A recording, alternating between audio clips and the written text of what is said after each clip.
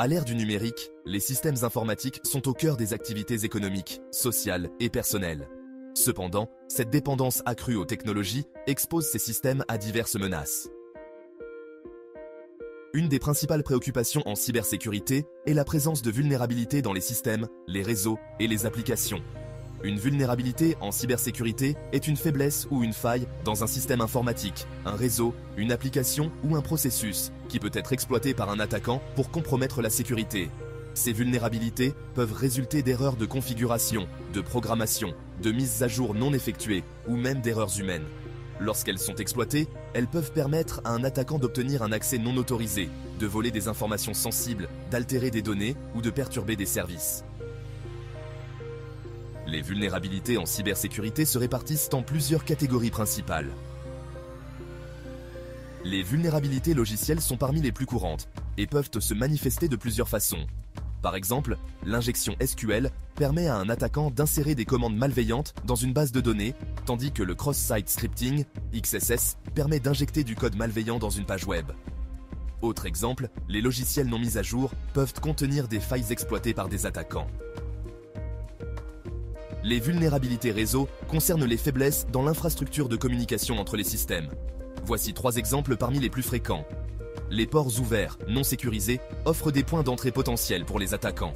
Un attaquant peut intercepter et modifier les communications entre deux parties, ce que l'on appelle attaque de type Man in the Middle. Les attaques de déni de service, DOS, et de déni de service distribué, DDoS, submergent un réseau ou un serveur avec du trafic, rendant les services indisponibles. Les systèmes d'exploitation peuvent également être source de vulnérabilités significatives. L'absence de gestion appropriée des privilèges peut permettre à un attaquant d'exécuter des actions avec des droits administratifs.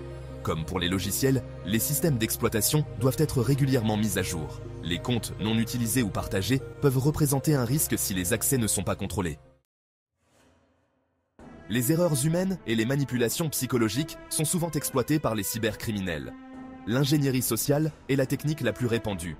Un attaquant manipule une personne pour obtenir des informations sensibles.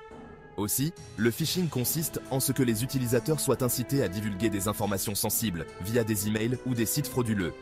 Enfin, l'utilisation de mots de passe faibles ou leur réutilisation augmente le risque de compromission.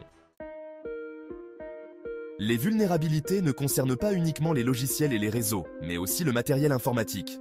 Il existe des failles matérielles, comme les vulnérabilités Spectre et Meltdown dans les processeurs. Aussi, les objets connectés mal sécurisés peuvent servir de porte d'entrée pour les cyberattaquants. Les processus internes d'une organisation peuvent aussi être source de vulnérabilité. L'absence de politique bien définie pour le stockage, le transfert ou la destruction des données sensibles, et un manque de contrôle rigoureux permettant à des utilisateurs non autorisés d'accéder à des informations sensibles laissent des failles béantes dans la défense d'une organisation. Pour protéger vos systèmes, il est crucial de savoir comment identifier et atténuer ces vulnérabilités. Voici quelques stratégies clés. L'utilisation de scanners de vulnérabilité, qui sont des outils automatisés qui explorent les systèmes pour identifier les failles. Ils doivent être complétés par des audits manuels et des tests réguliers. La mise à jour et application de correctifs doivent être appliqués dès qu'ils sont disponibles pour combler les failles exploitées par les attaquants. La gestion des privilèges est essentielle pour gérer les privilèges utilisateurs en leur attribuant le niveau d'accès minimum nécessaire. La sensibilisation et formation des utilisateurs aux bonnes pratiques de sécurité, y compris la gestion des mots de passe et la reconnaissance des tentatives de phishing, est primordiale. Enfin, les développeurs doivent intégrer des pratiques de sécurité dès la phase de conception des logiciels. Les vulnérabilités en cybersécurité représentent des risques majeurs pour la sécurité des systèmes informatiques. En comprenant les types de vulnérabilités et en appliquant des stratégies pour les atténuer, vous pouvez protéger efficacement vos actifs numériques.